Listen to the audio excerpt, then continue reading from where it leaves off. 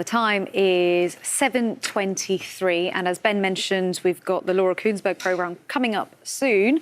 But for now, for months, polls have suggested that the Labour Party will win the next general election, with Sir Keir Starmer taking over as Prime Minister. But what's going on behind the numbers? Yes, fascinating. Laura has been testing public opinion, hearing from a group of nearly 50 voters with a range of political views. Let's have a listen to what they had to say.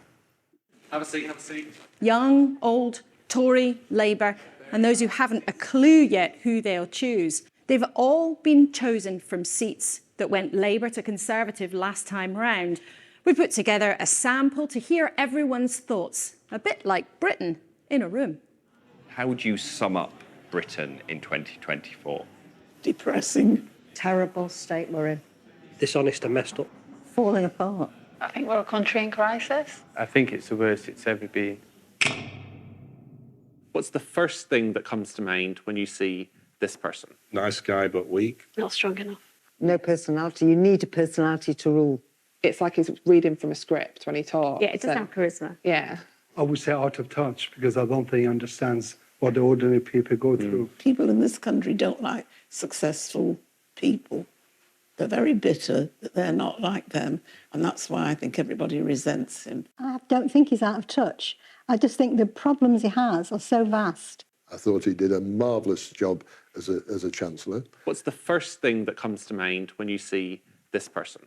A bit boring, to be honest with you, and I don't think he's the strongest of leaders. I don't look at him and think he's the one that's going to come and save us. I don't know what he actually believes. I think everything he says is to try and win the majority over. I'd rather somebody that was either here or there, not somewhere in between. I think his kind of popularity has been helped kind of by default because of kind of the backlash to the Conservatives. I think you can only really judge him kind of when he's in power. I do actually think he's got integrity. I do think he will try, but I do think he's got a big task ahead. Again and again, our voters have shared stories of how the health service just isn't up to scratch. It's obviously at the top of many people's lists. Obviously, with me being a senior carer, there's times that I have to ring 111, and the wait times for the ambulances are ridiculous. I mean, I have a heart condition, and obviously I had to contact the hospital because I waited 26 weeks up to now, and I've still not had an appointment.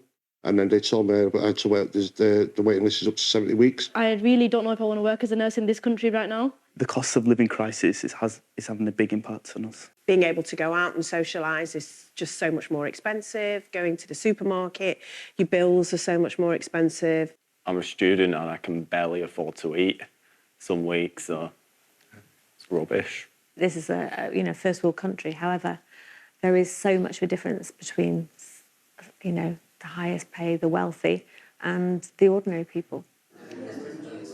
We've heard from nearly 50 voters today. There's a deep well of worry about the state of the country and a sense that a change of government is probably on the way. But there wasn't much confidence here today, not much faith that a different leader in number 10 could change lives for the better. There is, though, 10 months to go.